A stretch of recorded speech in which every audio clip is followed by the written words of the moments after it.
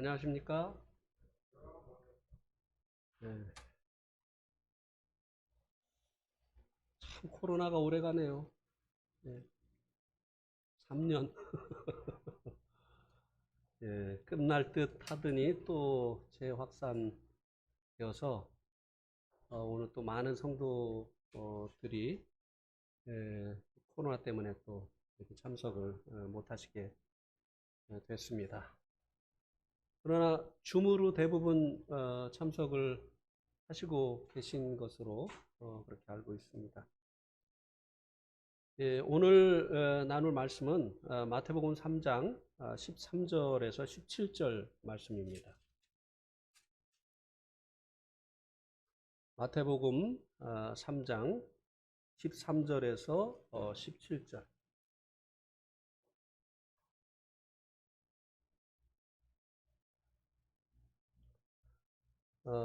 교독하시겠습니다. 13절은 형제님들이, 14절은 자매님들이, 17절은 같이. 시작.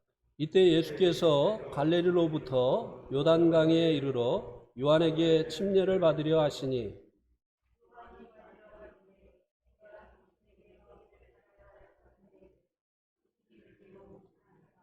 예수께서 대답하여 이르시되 이제 허락하라. 우리가 이와 같이 하여 모든 의를 이루는 것이 합당하니라 하시니 이에 요한이 허락하는지라.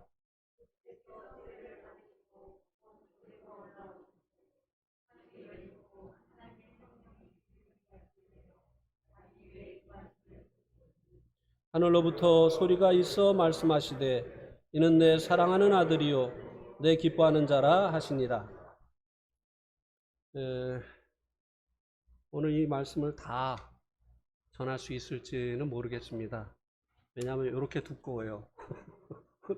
준비한 게 하는 데까지 하고 너무 길어지면 다음 기회에 하도록 하겠습니다. 오늘 말씀은 침례 받으신 주님을 통한 교훈입니다. 오늘 본문 말씀이 주님의 침례에 대해서 말씀해 주고 있기 때문에 그렇습니다. 13절 말씀에서는 주님께서 침례를 받기 위해서 여행하신 것을 기록해 주고 있습니다. 그런데 주님께서 이 여행을 시작하신 그 때가 이때다라고 13절 제일 처음 말씀해 주고 있습니다. 이때. 이때가 언제인가 하면요. 침례 요한이 유대 광야에 나타나서 회개의 이 침례를 전파하고 있을 때입니다. 그때 예수님께서 이 침례를 받으시기 위해서 계시던 이 갈릴리, 정확히는 나사렛이었겠죠. 이 나사렛에서 요단강, 유다 지역에 있는 이 요단강까지 여행을 하시게 되어진 것입니다. 이 말씀을 통해서 저희들이 이제 받을 수 있는 이 교훈이 있는데요. 그것은 주님께서는 때를 따라서 일하시는 분이시라고 하는 것입니다. 아무 때나 마음 내키는 대로 하고 싶다고 해서 하시는 그런 형식으로 일하시는 분이 아니시고 그분은 항상 그 때를 따라서 일하셨던 분이셨다고 하는 것을 이 말씀을 통해서 우리들이 교훈을 받을 수 있게 됩니다. 요한이 활동을 하던 회개의 침례를 베풀면서 활동을 하던 그때 예수님께서 이제 침례를 받으시고 공생애를 시작을 하셨지 않습니까? 그 전까지는 드러나지 않는 평범한 삶을 30년 동안 사셨습니다. 이 침례 이후에 이제 공적인 생애를 시작을 하신 것인데요. 예수님께서는 무려 이 30년을 기다리셨습니다. 왜냐하면 때가 되어지지 않았기 때문입니다. 그러나 때가 되어졌기 때문에 자신이 그 머물고 있던 그 갈릴리 나사렛 지역에서 이 요한이 침례를 베풀고 있는 유다 요단강까지 여행을 하셨던 것입니다. 그러면 예수님께서 어떻게 자신이 이제 공적으로 사역을 시작하셔야 될 그 때가 되었다고 하는 것을 아실 수 있었을까요? 그것은 요한을 통해서입니다. 이 요한이 광야에서 이제 사람들에게 회개를 외치고 요단강에서 이제 회개하기를 원하는 사람들에게 이 회개의 침례를 베풀었는데요. 요한의 이 침례 요한의 사역의 주안점은 사람들의 회개보다도 예수님이 메시아라고 하는 사실을 사람들에게 증거하는 것이었습니다. 요한복음 1장 31절 말씀을 한번 보시겠습니다.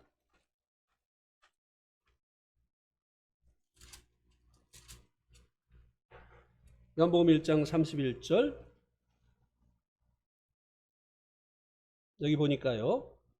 나도 그를 알지 못하였으나 내가 와서 물로 침례를 베푸는 것은 그를 이스라엘에 나타내려 함이라 하니라. 이 침례를 주님에게 요한이 베풀기 전까지 예수님이 하나님께서 약속하신 메시아라고 하는 사실을 알지 못했었다고 하는 것입니다. 그런데 이 침례를 베풀 때 하나님께서 친히 성령님을 보내어 주시고 그리고 알게 하셔서 예수님께서 하나님께서 약속하신 메시아라고 하는 사실을 알게 되어졌다는 것이죠. 그런데 이 요한의 이 사역의 그 주안점이 무엇이라고 이 31절 마지막 부분에서 말씀해 주고 있습니까? 그를 이스라엘에게 나타내려 함이라. 이 침례 요한의 사역의 주안점은 사람들의 회개에도 있었지만 예수님을 공적으로 드러내는 예수님이 그리스도라고 하는 사실을 증거하는 것이 그의 사역의 주안점이었다고 하는 것입니다. 예수님을 증거할 이 요한의 등장이 예수님이 이제 공적인 사역을 해야 될 그때가 되어졌다고 하는 사실을 예수님께서 하셨다고 하는 것입니다. 30년 동안 기다렸던 바로 그때가 이 침례 요한의 등장을 통해서 되어졌다고 하는 것을 아신 주님께서 드디어 이제 요한의 침례를 받으시면서 공적인 생애를 시작하시게 되어진 것입니다. 예수님 모든 일들을 때를 따라서 행하셨습니다. 그러면 요한복음 7장 6절 말씀도 한번 보시겠습니다. 요한복음 7장 6절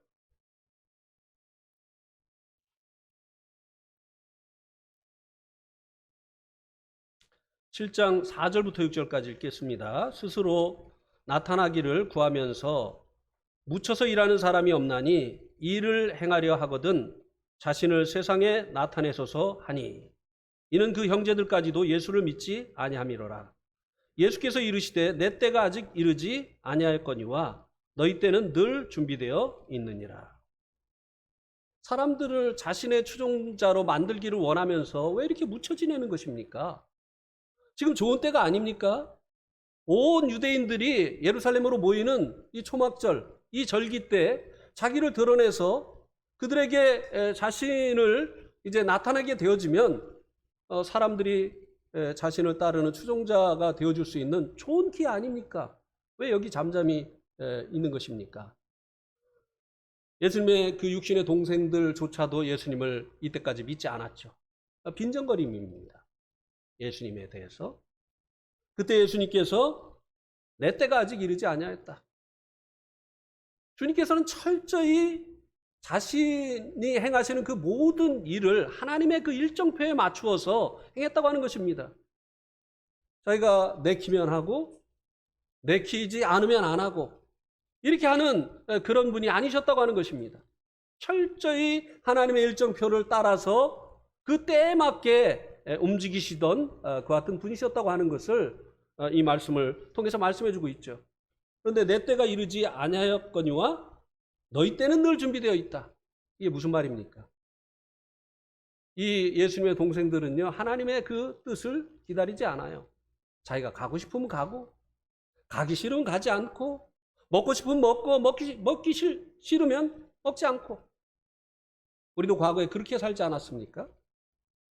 그냥 우리가 원하는 대로 하나님의 뜻이 무엇인지, 우리가 지금 무엇을 해야 될 때인지 이것을 구분하지 아니하고 우리가 원하는 대로, 우리 마음 내키는 대로 우리가 과거에 그렇게 살지 않았느냐고 하는 것입니다. 너희 때는 늘 있다. 너희들은 너희 마음대로 하지 않느냐. 그러나 나는 하나님의 때를 기다린다. 늘 주님께서는 이렇게 하나님의 때를 기다리셨던 것이죠. 요한복음 12장 23절 말씀도 한번 보시겠습니다.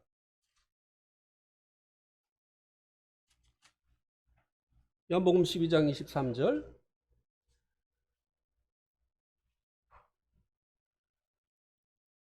예수께서 대답하여 이르시되 인자가 영광을 얻을 때가 왔도다. 자, 빌립이 예수님에게 이방인들을 데리고 왔습니다. 그러자 예수님께서 인자가 영광을 얻을 때가 왔다. 이렇게 말씀을 하셨죠. 유대인들은 예수님을 거절하고 이방인들은 예수님을 찾아오는 이것을 보면서 이제 예수님께서 십자가에 돌아가심으로 이방인의 때가 시작되어질 것을 아셨던 것입니다.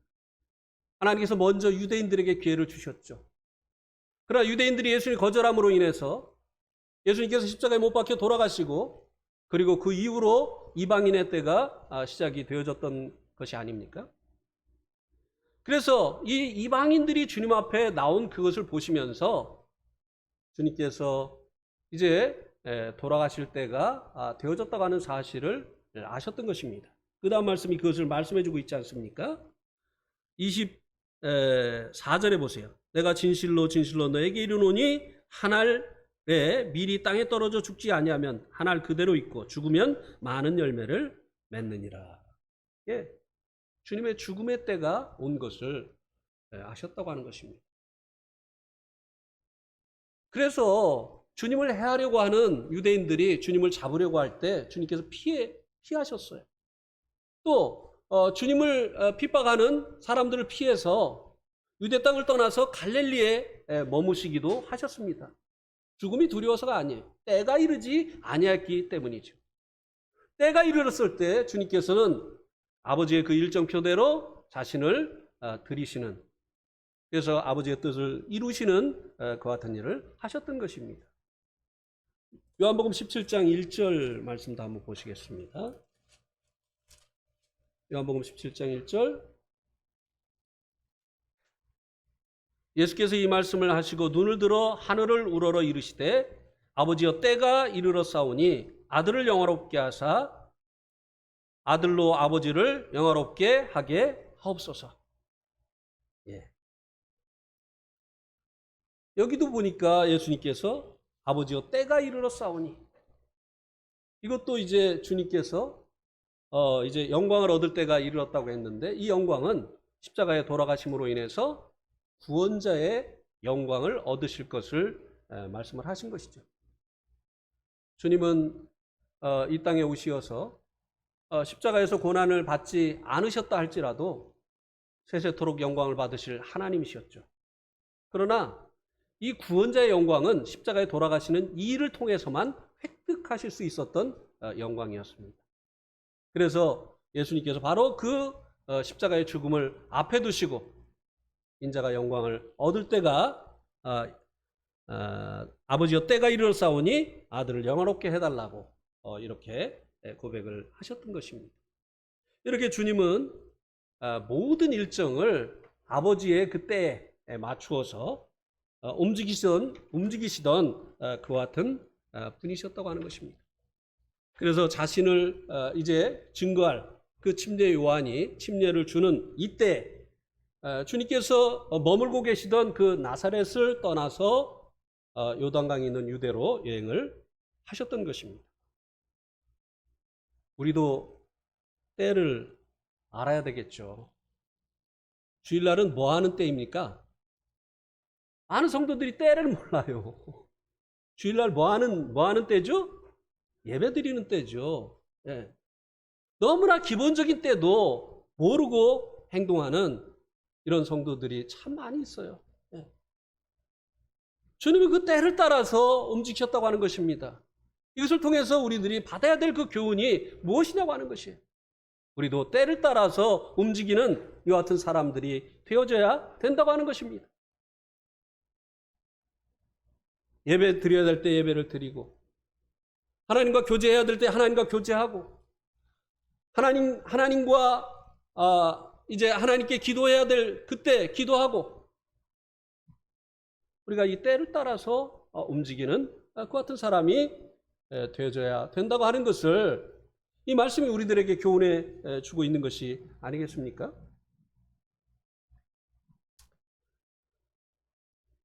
지금 이 세상은요, 우리들이 영광을 받을 때가 아닙니다. 이것도 우리가 잘 알아야 돼요. 많은 그리스도인들이요, 이 땅에서 영광을 얻으려고 합니다. 그래서 사람들에게 인정받으려고 하고요, 사람들로부터 영광을 얻으려고 아주 애를 씁니다. 그러다 보니까 하나님의 말씀을 전하지 못하는 거예요. 뭘 전하죠? 사람들이 듣기 원하는 말, 사람들이 듣고 기뻐하는 말. 그래서 자기가 사람들에게 인정받고 사람들에게 높임을 받기를 원하는 것이죠. 그러나 지금 때는요, 그리스도인들이 영광받을 때가 아니라고 하는 것입니다. 이 그리스도인들이 영광을 받을 때는요, 주님 오실 때예요. 예. 우리 한번 골로새서 3장 3절 말씀을 보시기 바랍니다. 골로새서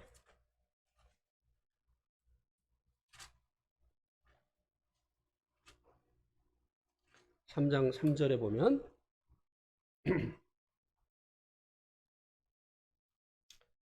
(3절) (4절입니다) 이는 너희가 죽었고 너희 생명이 그리스도와 함께 하나님 안에 감추어졌습니다.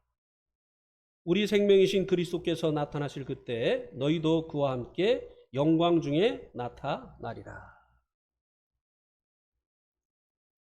말하기 전에 한마디 더 해야 되겠네. 자야 될 때 안 자고, 밤에는 뭐 하는 때죠? 잠자는 때죠. 근데 요새 도통 밤에 잠들을 안 자. 그리고 잠을 언제 자지요? 낮에 자요. 예. 사람들이 도대체 때를 몰라요. 예. 특히 젊은 사람들. 예. 낮에 그냥 눈이 펄개가지고 피곤해가지고. 예, 여기 보니까 우리가 영광을 얻을 때가 언제라고 말씀해주고 있습니까? 우리의 생명이신 그리스도께서 나타나실 그때 너희도 그와 함께 영광 중에 나타나리라. 우리가 이제 새로운 생명을 얻었잖아요. 그죠? 이 새로운 생명의 신분은요, 하나님의 자녀예요. 얼마나 놀라운 이 신분입니까? 얼마나 놀라운 생명입니까? 그런데 이게 그리스도와 함께 하나님 안에 지금은 감춰져 있다는 거예요. 이 영광이요, 이게 하나님 안에 감춰져 있다는 거예요. 자, 이 땅에 이 조그만 나라의 통치자의 자녀만 돼도 얼마나 그것이 영광스러운 일입니까? 그래서 그 통치자의 자녀들이 어디에 가면 제일 먼저 하는 일이 뭐죠? 우리 아버지가 누군지 좀 알아야 되겠어. 우리 아버지 이름이 이런 분인데 어느 나라의 통치자 이름이 이분이거든? 이렇게 하면서 아주 그 자기가 이 영광스러운 존재라고 하는 것을 드러내려고 하지 않습니까? 그러면 영광의 하나님의 자녀가 되어진 것이 얼마나 놀라운 일이냐고 하는 것이에요. 그런데 이게 지금은 그리스도와 함께 하나님 안에 감춰져 있다는 거예요. 그래서 영안이 어두워진, 또 영적인 이 눈이 감긴 이 세상 사람들과 육신에 속한 사람들은 보지를 못해요. 그러니까 그리스도인들을 함부로 대하는 거예요. 우습게 여기고. 안 보이니까.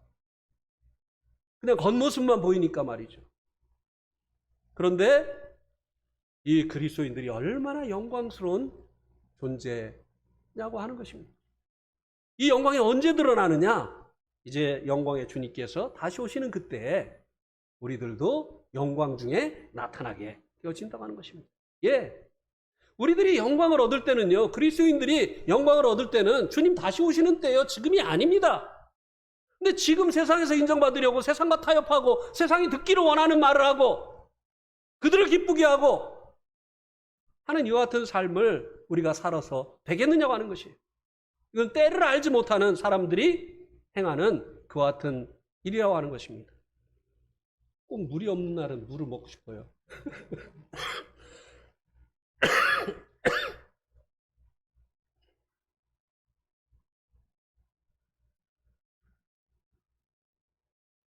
지금은 우리들이 세상에서 영광을 받을 때가 아닙니다. 죄송합니다.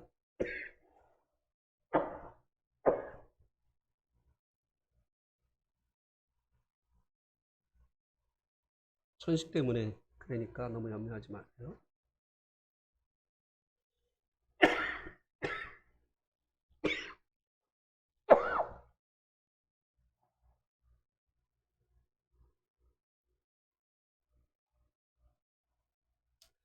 지금은요, 우리들이 복음과 함께 고난을 받을 때입니다.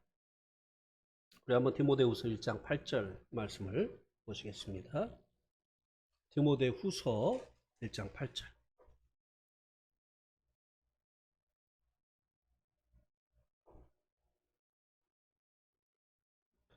우리 한번 같이 읽겠습니다. 시작.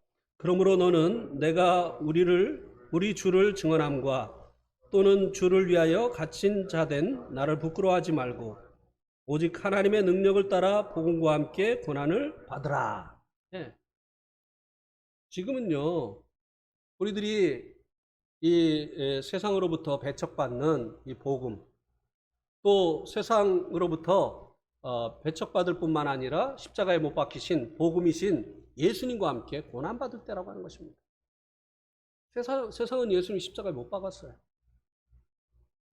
이 복음은요, 어디를 가나 반대를 받는다고 했습니다.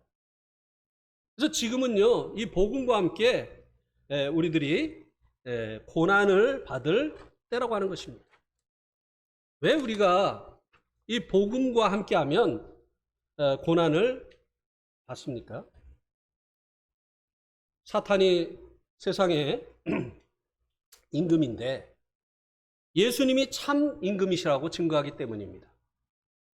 또 사람들이요, 자기 생에 대한 권리가 내게 있다고 생각을 하는데 내 인생 내 건데 내 맘대로 살도록 놔두세요. 왜 간섭하십니까? 그렇게 이제 생각하는 사람들에게 당신의 삶에 대한 권리는 당신에게 있지 않습니다. 그것은 죄입니다.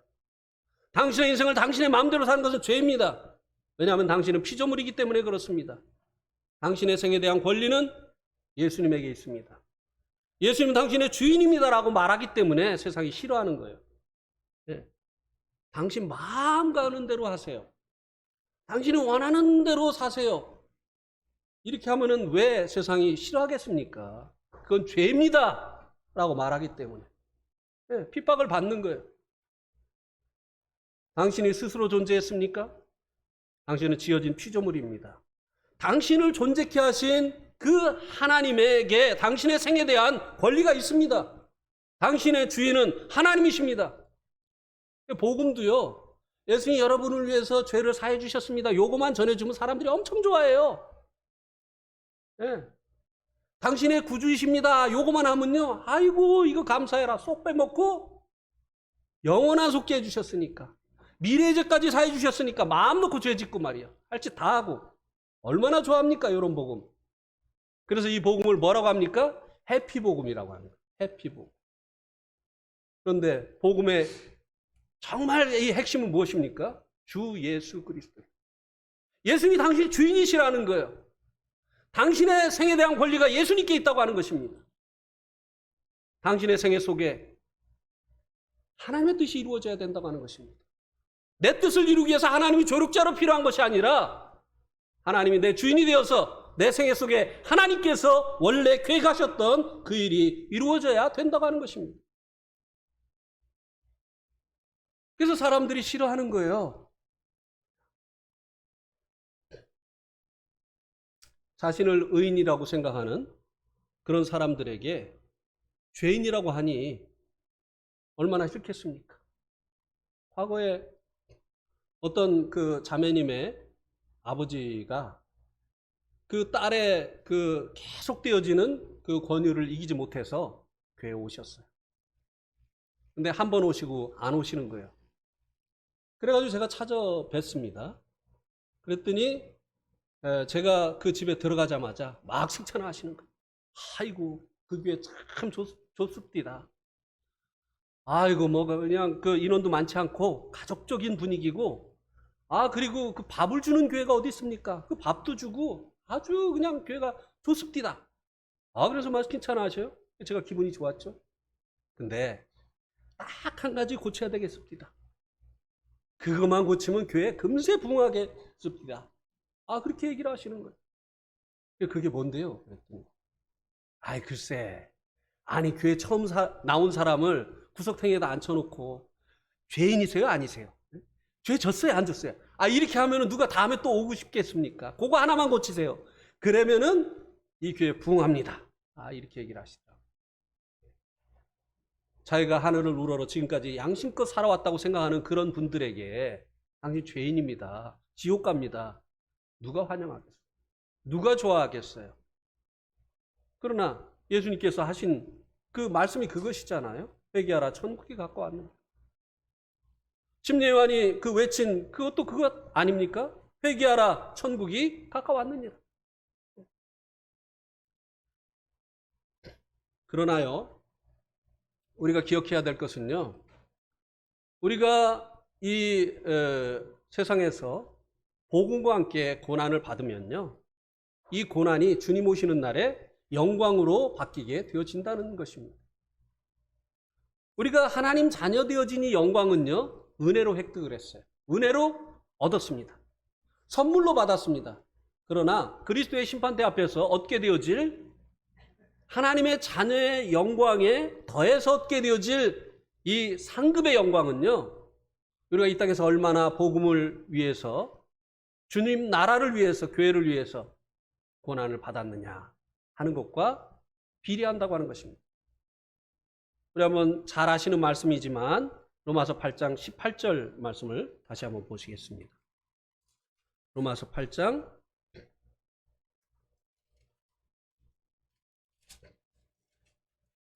18절.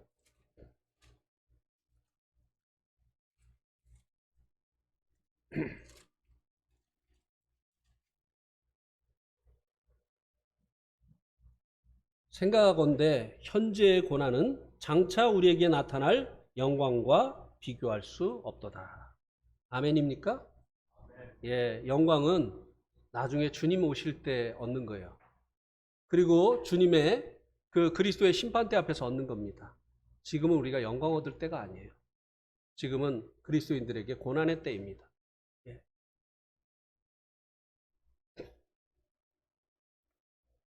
그리고 이제 젊은이들에게 때를 분별해야 될 것을 성경이 말씀해 주고 있는데요. 그 구절을 한번 또 보겠습니다. 베드로전서 5장 5절. 오늘 뭐 젊은이들이 거의 전멸을 했는데 코로나가 터져가지고 그냥 베드로전서 5장 5절.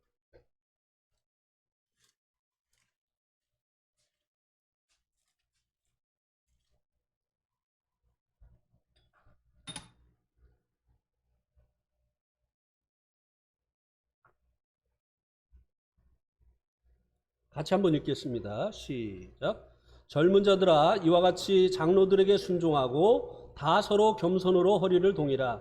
하나님은 교만한 자를 대적하시되 겸손한 자들에게는 은혜를 주시느니라.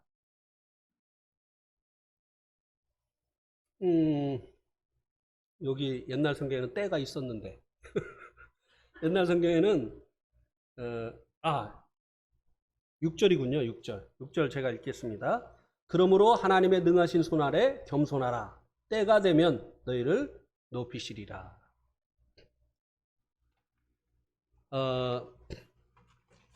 장로들에게 순종하고, 젊은이들이 장로들에게 순종하고 다 서로 겸손으로 허리를 동이라고 말씀해주고 있습니다.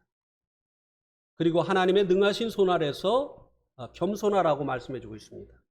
그러면 때가 되면 하나님께서 그런 이들을 높이시리라고 말씀해주고 있습니다.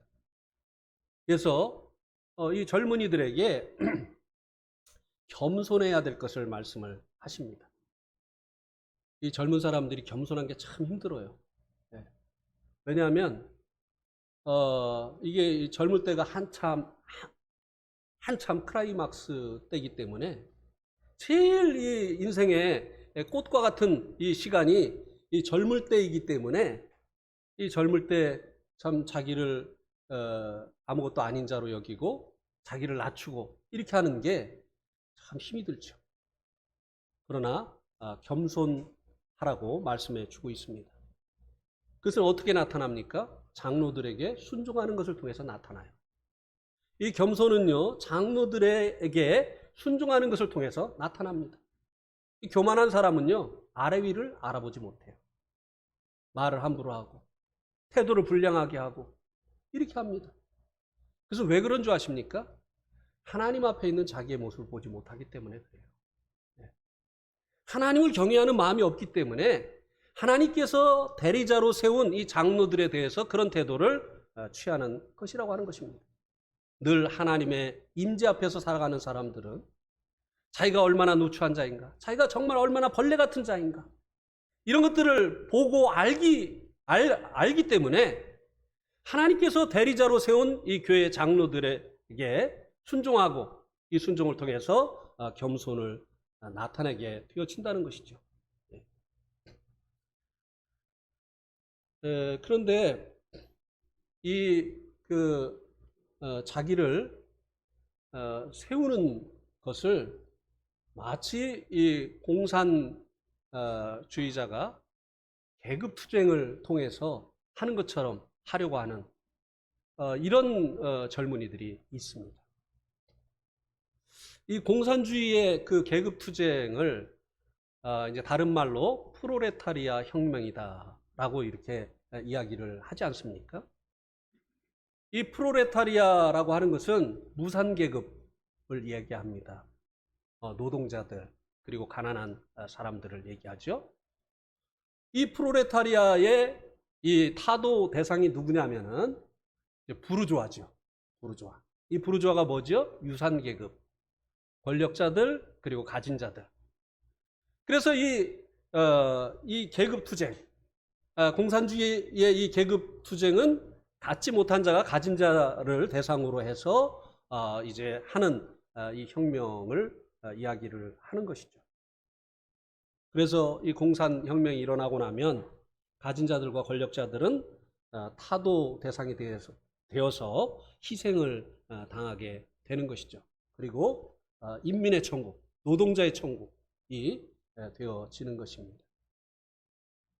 그래서 마치 교회 장로들을 부르주아로 여기고, 그리고 이제 젊은 자신들은 이제 이 프로레타리아와 같은 그런 사람이라고 생각을 하고, 마치 공산 이 계급 혁명을 하는 것처럼 이제 장로들을 이제 타도하고, 그리고 이제 자기들이 그 자리에 서려고 하는 이와 같은 일들을 때로 하는 것을 이제 보게 되죠.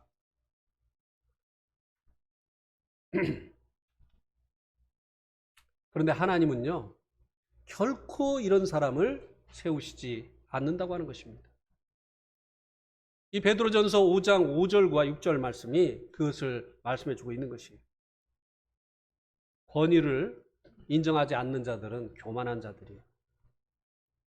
하나님께서 세우신 이 권위를 대적하고, 그리고 그들을 이제 타도하려고 하고 그 자리에 자신을 세우려고 하는 이와 같은 자들은 하나님께서 결코 세우시지 않습니다. 왜냐하면 하나님은 교만한 자를 대적하시고 겸손한 자에게 은혜를 베푸시는 분이시기 때문에 그렇습니다.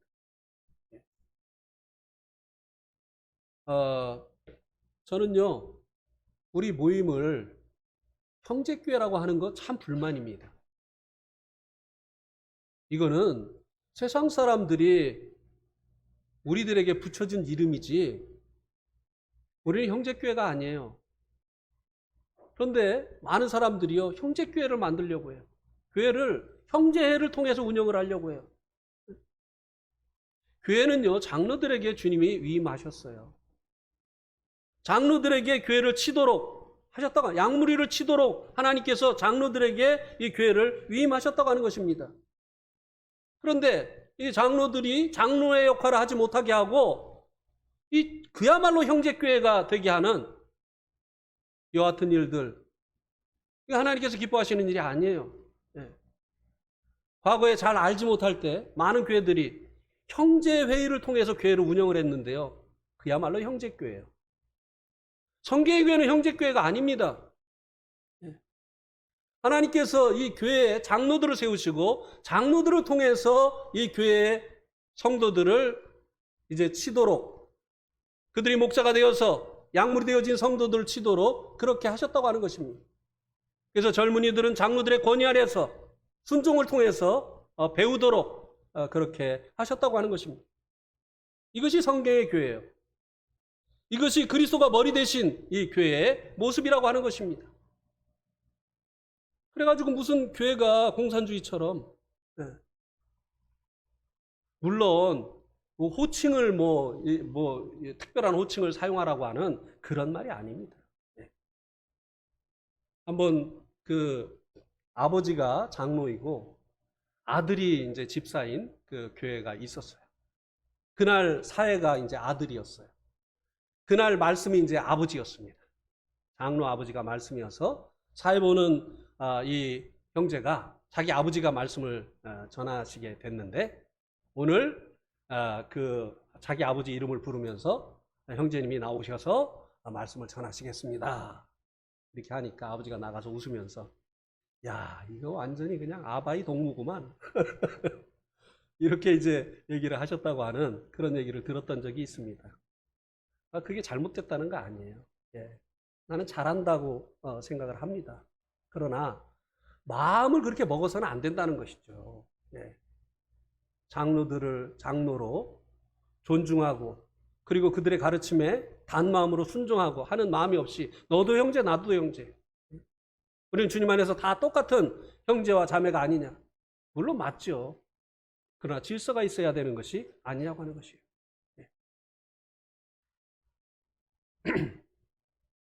이것은 가정에서 그 질서를 잘 배우지 못하면 그것이 교회 와서 드러나게 돼 있고, 교회에서 이 질서를 잘 배우지 못하면 이것이 자기가 속한 그 사회 단체에서 드러나게 돼 있어요.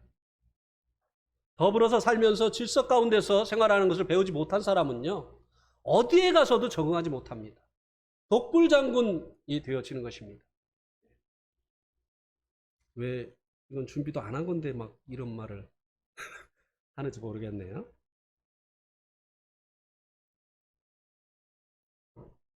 14절에서 마태복음 3장 14절에서 15절에서는요,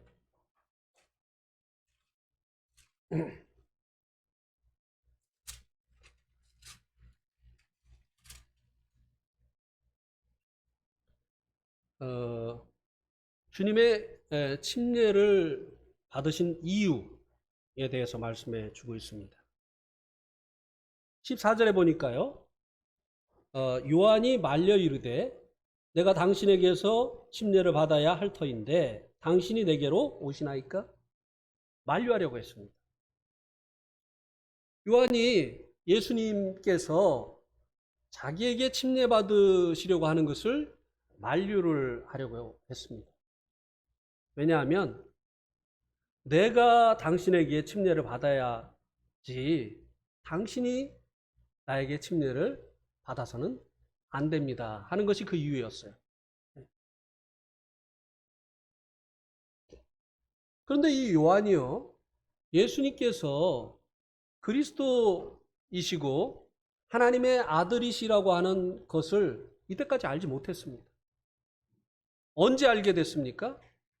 침례를 줄 때. 침례를 주기 전까지 알지 못했어요. 침례를 줄 때 알았습니다. 그때 성령님께서 하늘로부터 비둘기같이 내려오시고 하나님께서 이는 내 사랑하는 자요, 내 사랑하는 아들이요, 내 기뻐하는 자다. 이렇게 말씀을 하셨기 때문에 그때 알았습니다. 알지 못했습니다. 지금은 예수님께서 하나님의 아들이시고 그리스도라는 사실을 알지 못하는데 예수님이 자기에게 이 죄인들이 받는 이 회개의 이 침례를 받는 것이 마땅하지 않습니다. 오히려 나는 죄인이기 때문에 당신에게 이 침례를 받아야 될 사람입니다.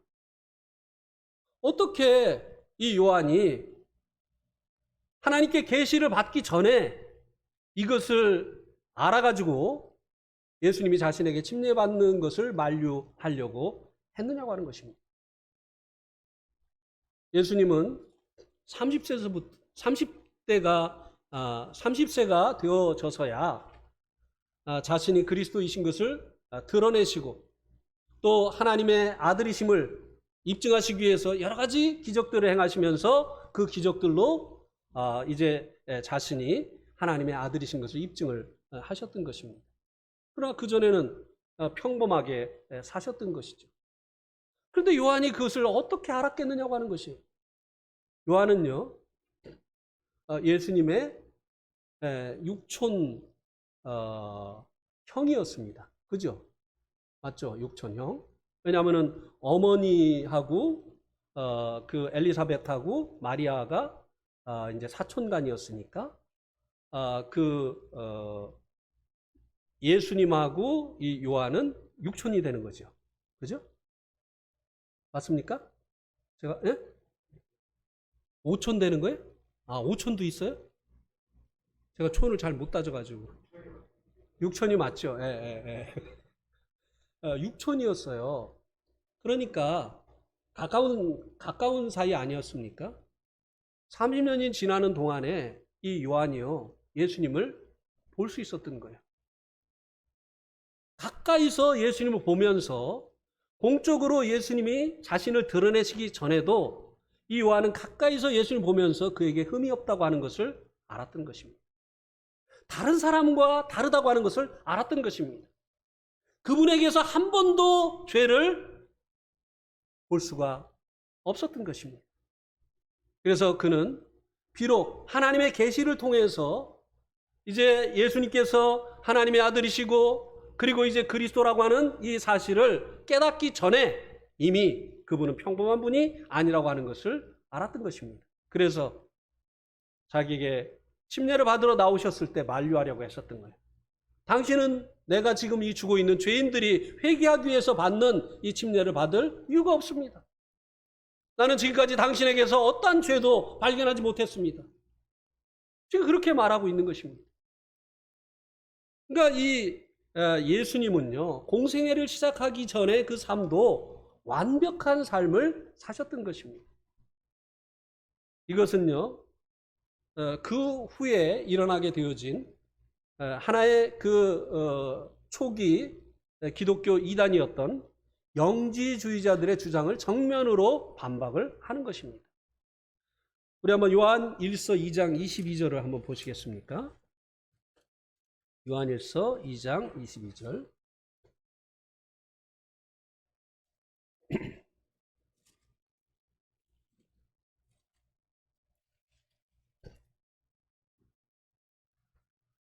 거짓말하는 자가 누구냐? 예수께서 그리스도이심을 부인하는 자가 아니냐? 아버지와 아들을 부인하는 그가 적그리스도니라. 예, 이 초기 기독교 시대에 있었던 이 거짓말하는 자들, 적그리스도들, 이 이단들이 누구냐면 예수께서 그리스도이심을 부인하는 자들이었어요. 예수님이 그리스도가 아니라는 거예요. 예. 그는 평범한 목수의 아들이었다는 것입니다. 단지 성령이 침례를 받을 때 임하면서부터 성령의 능력으로 여러 가지 기적을 행하였던 것뿐이지 그는 그리스도가 아니다. 왜냐하면 갈보리 십자가로 갈 때 임하였던 그 성령이 떠나갔기 때문에 그렇게 능력을 행하던 그가 힘없이 죽어갔던 것이 아니냐. 그래서 그가 성령이 임하심으로 인해서 여러 가지 사람이 할 수 없는 여러 가지 그 표적을 행하였을 뿐이지, 기적을 행하였을 뿐이지, 그는 하나님께서 약속하신 여자의 후손, 처녀가 잉태해서 아이를 낳으리라고 했었던 그 그리스도가 아니다라고 주장을 했었던 것입니다. 그런데 요한은요, 그들이 말하는 성령이 임하였던 그 시점 전을 보았던 것입니다. 그때도 완벽했어요. 회개의 이 침례를 받을 이유가 없는 분이라는 것을 요한이 알았던 것입니다. 자, 여러분에게 질문을 하겠습니다. 예수님이 참 그리스도라면 공생애 이전에도 완벽한 삶을 사셨어야 됩니까? 아니면 그때는 아무렇게 살아도 되는 것입니까? 예수님이 그리스도라면. 그렇죠. 자, 하나님께서 최초로 이 그리스도를 약속하신 것이 창세기 3장 15절입니다. 한번 보세요. 창세기 3장 15절.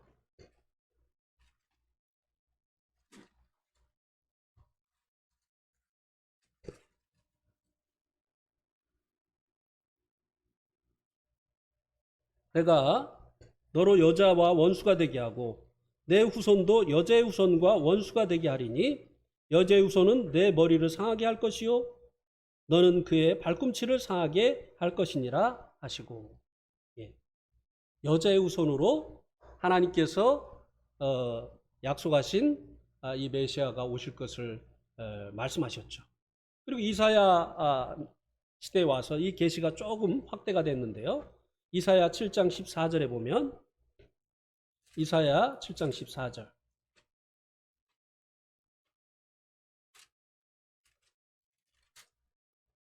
이사야 7장 14절. 그러므로 주께서 친히 징조를 너희에게 주실 것이라. 보라, 처녀가 잉태하여 아들을 낳을 것이요 그의 이름을 임마누엘이라 하리라. 여자는 여자인데 어떤 여자요? 예, 남자를 알지 못하는 여자, 처녀. 처녀가 잉태를 한다는 거, 이게 있을 수 있는 일이에요. 예? 우리는 다 남자의 후손이에요. 우리 가운데 아버지 없이 어머니만을 통해서 태어난 사람 아무도 없습니다. 예. 우리는 다 남자의 후손이에요. 그런데 하나님께서 약속하신 메시아는 여자의 후손으로 온다고 했습니다. 그것도 남자를 알지 못하는 처녀에게서 이제 임신을 해서 태어나시게 될 뿐이라고 말씀을 하셨어요. 그래서 자, 마태복음 1장에 보면, 마태복음 1장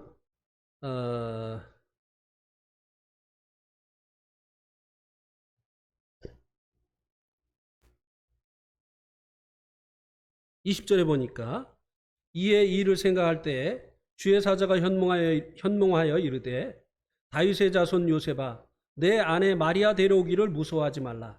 그에게 잉태된 자는 무엇으로? 성령으로 된 것이니라. 남자의 씨를 받아서, 그 아버지 요셉의 씨를 받아서 예수님이 임신되어진 것이 아니라고 하는 것입니다. 성령님으로 인해서 이제 정혼을 하고 약혼을 하고 이제 결혼을 하기 전에 마리아가 임신을 했어요. 그 남편 될 이 요셉이 깜짝 놀란 거죠. 그래가지고 자기 그 아내 될 마리아를 살리려고 파혼을 하려고 했었던 거예요. 그런데 성령님, 하나님의 천사를 보내시어서 하나님께서 이 마리아에게 잉태가 되어진 것은 성령님으로 말미암은 것이다. 예. 예수님은요, 여자의 후손으로 오셨어요. 남자의 씨를 받지 않고 오셨어요.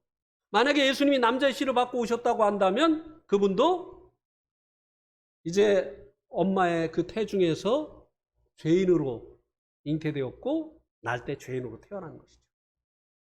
우리가 죄를 짓는 것은 죄인으로 태어났기 때문이에요. 아담이 죄인이고 우리는 그 아담의 씨를 받아서 태어났기 때문이죠. 근데 예수님은 남자의 씨를 받지 않은 것이에요. 여자의 후손으로 태어나신 것입니다. 그렇기 때문에 그분은 공생애를 시작하기 전에도 그분은 그리스도였기 때문에, 그분은 여자의 후손이었기 때문에 그분은 범죄하지 않았던 것입니다. 그것을 가까이서 본 이 침례 요한이 보고 알았기 때문에 당신은 이 죄인들이 받는 이 침례에, 이 회개의 침례를 받으실 필요가 없습니다.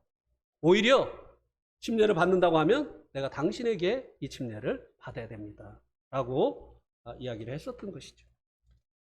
이렇게 예수님의 생애는요, 공생의 이전과 이후로 나뉩니다만, 그러나 공생의 이전도 완벽한 삶이었고 공생의 이후도 완벽한 삶을 사셨다고 하는 것입니다. 그래서 그분은 온통 그분의 인생이 하나님이 약속하신 여자의 후손 그리스도였다는 것을 입증한 삶이었다고 하는 것입니다. 시간적으로는 공생의 이전과 이후로 나누어지지만 그의 온 생애는 그리스도였다고 하는 것입니다. 하나님의 아들이셨다고 하는 것입니다. 자, 제가 질문을 드리겠습니다. 우리들의 그 삶도요, 둘로 나누어집니다. 어떻게 나누어지죠?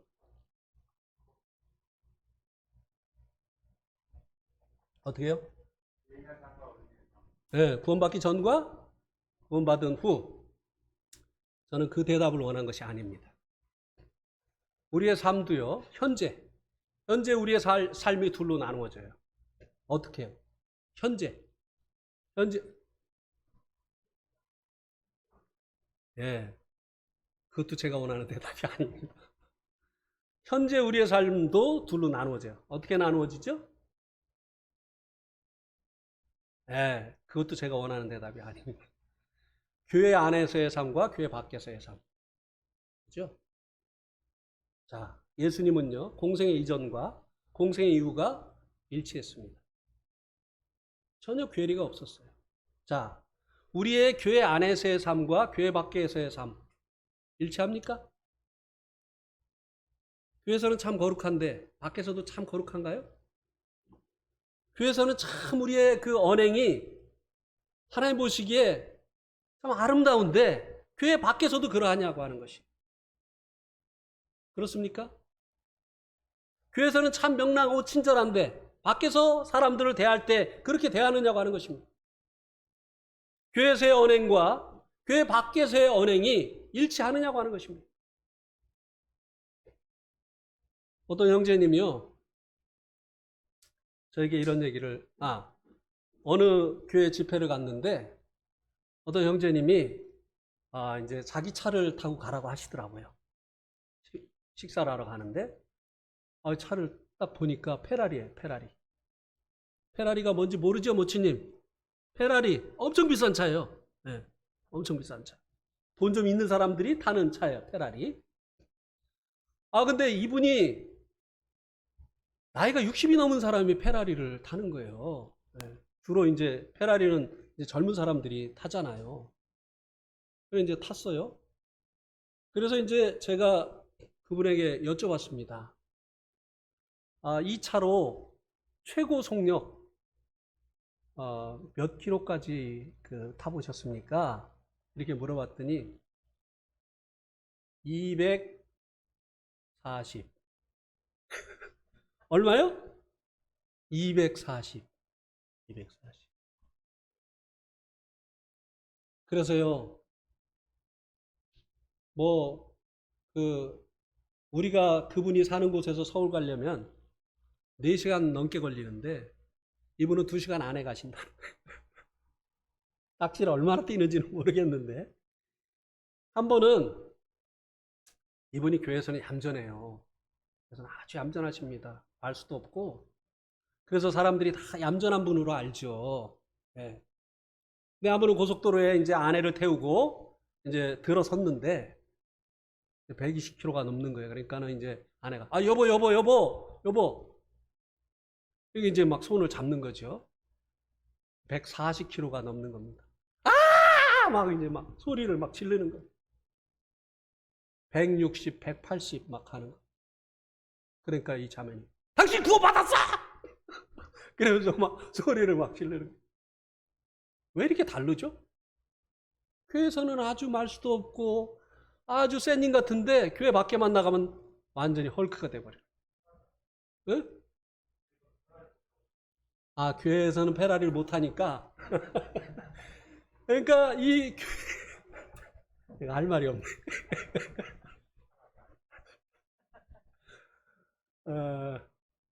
교회 안에서와 이 교회 밖이 너무나 괴리가 많이 있다는 거예요. 주님이 공생애를 시작하셔서 자신을 드러내셨기 때문에 그때부터 정신 차리고 사람들에게 흠잡힐 만한 이런 일을 안 하신 것이 아니라 드러나시기 전에도 30년 동안 완벽한 삶을 사셨던 것이 아니냐고 하는 것이에요. 우리들이 이제 교회 안에서만 그리스도인의 삶을 살아서는 안 된다고 하는 것입니다. 교회 밖에서도 우리가 그리스도인이 아닙니까? 예, 교회 안에만 주님이 계신 것이 아니잖아요. 바다 끝까지 우리가 새벽 날개를 치며 갈지라도 거기도 주님이 계시다고 했잖아요. 예. 어디에 간다 할지라도 주님은 계시는 것이에요. 그래서 교회 안에서만 우리가 주님 안에서 사는 것이 아니라 교회 밖에서도 우리가 동일하게 주님 안에서 살아가게 되어질 때 우리의 삶에 이 괴리가 점점 줄어들게 되어지는 것이죠. 이제 그 자매님들에게 그 단장을 어떤 그 옷이나 단장품으로 하지 말고 마음을 염치와 정절로 단장을 하라고 이렇게 하면서 될 수 있으면 너무 그렇게 짧은 치마 입지 말고 뭐 너무 이렇게 딱 달라붙는 이런 옷 입지 말고 또 특별히 이제 교회 올 때는 복장을 좀 이렇게 잘 하면 좋겠다 이렇게 가르치잖아요. 그래가지고 이제 교회 올 때는 주로 이제 막 우리 교회는 안 그랬는데 뭐 제가 그런 거를 말 안 하니까 뭐 이렇게 안 하는데 그렇게 하는 교회는 교회 올 때 이제 주로 까만색 옷을 이렇게 이제 입고 흰 치마를 입고 그리고 이제 풍성한 이런 옷을 입고 이제 오는 거죠, 자매들이. 그러니까 형제님들이 밖에서도 그렇게 하는 줄 알죠? 어느 날 지하철에서 만난 거예요. 근데 너무 낯설어. 예? 허벅지가 다 보이는 막 그냥 미니스커트를 막 입고 막 화장은 얼마나 했는지 막 딴 사람 같았는데 자세히 보니까 바로 그 긴 치마를 입고 오던 그 자매란 말이죠. 이게 뭡니까? 이걸 보고 성경이 뭐라고 얘기를 하죠? 이걸 보고 뭐라고 하죠? 외식한다고요. 외식. 네, 외식. 그러면 마태복음 23장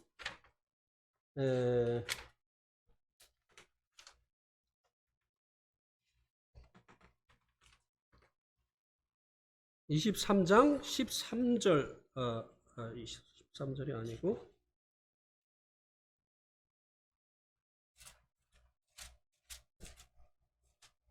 여기까지만 해야 될 것 같습니다. 예. 시간이 마태복음 23장 27절 화 있을진저 외식하는 서기관들과 바리새인들이여 회칠한 무덤 같으니 겉으로는 아름답게 보이나 그 안에는 죽은 사람의 뼈와 모든 더러운 것이 가득하도다. 그 시대의 종교 유대교 지도자들이었던 서기관과 바리새인들의 외식을 예수님께서 책망을 하신 것입니다. 겉으로 볼 때는 하얀 회를 칠해서 깨끗해 보이는데 그 속에는 시체가 있는 회칠한 무덤과 같다. 그들이 외식하는 모습이 말이죠. 겉모습과 그 겉모습에 가려져 있는 그 안에 있는 모습이 너무나 다르다고 하는 것이죠. 우리의 교회 안에서의 이 언행과 이 교회 밖에서의 언행이 이 다르게 나타나는 것, 이게 외식입니다. 그렇다고 이렇게 하라는 건 또 아니에요. 나 밖에서 짧은 치마 입으니까 교회도 짧은 치마 입고 갈래. 나는 밖에서 언어를 이렇게 사용하니까 교회에서도 이렇게 할 거야. 그래가지고 야 임마 너 일로 와봐. 뭐 이렇게 하라고 하는 거 아닙니다. 예. 뭐 그거는 알아들으시겠죠. 예. 그럼 이런 이제 외식으로 인해서 이제 불신자들에게 어떤 결과가 나타나느냐? 23장 13절에 한번 보세요. 화 있을진저 외식하는 서기관과 바리새인들이여 너희는 천국 문을 사람들 앞에서 닫고 너희도 들어가지 말고 너희도 들어가지 않고 들어가려 하는 자도 들어가지 못하게 하는도다. 이 외식이 어떤 결과를 가져오느냐? 전도의 문을 막는다는 거예요. 그리스도인들이요, 교회 안에서만 그리스도인으로 살아가니까 세상에서는 세상 사람들과 별반 다를 바 없이 살아가니까 전도의 문이 막히는 거예요. 뭐라고 합니까? 예수 믿는 것들이 더해. 이렇게 하잖아요. 예수 믿는 사람들은 입만 살았어. 그 사람들은 아마 입만 천국 갈 거야. 이런 얘기 하잖아요. 옛날에는요, 기독교가 세상을 염려했는데 지금은 세상이 기독교를 염려합니다. 굉장히 염려해요. 전도의 문이 막히는 거예요. 그리스도인들이 이렇게 교회 안에서의 삶과 교회 밖에서의 삶이 이게 다르게 나타나게 될 때 그 사람 때문에 이제 주님의 영광이 가리워지고 전도의 문이 닫히는 이런 결과가 일어나게 되어진다고 하는 것입니다. 마지막으로요. 이 외식은 성도들에게 어떠한 영향을 미치느냐? 마태복음 23장 15절을 한번 보세요. 화 있을진저 외식하는 서기관들과 바리새인들이여 너희는 교인 한 사람을 얻기 위하여 바다와 육지를 두루 다니다가 생기면 너희보다 배나 더 지옥 자식이 되게 하는도다. 외식하는 성도를 낳는다는 겁니다. 이 성도들의 외식이요, 교회에 더해진 새로운 성도들이 또 외식하는 사람이 되다. 교회에서만 그리스도인, 교회 밖에서는 전혀 그리스도인이 아닌 이 외식하는 그리스도인들이 만들어낸다고 하는 것입니다. 우리가 교회 안에서와 교회 밖에서의 삶이 일치하는 이런 삶을 살게 되어질 때 그런 또 제자들이 나타나게 되어지는 것이에요. 성도들이 그런 성도들로 나타나게 되어서 참으로 주님 말씀하신 것처럼 어두운 세상에 빛이 되어지고 부패한 세상에 소금이 되어지는 이런 놀라운 역사를 이루어내게 되어지는 것입니다. 오늘 말씀 여기까지 드리도록 하겠습니다.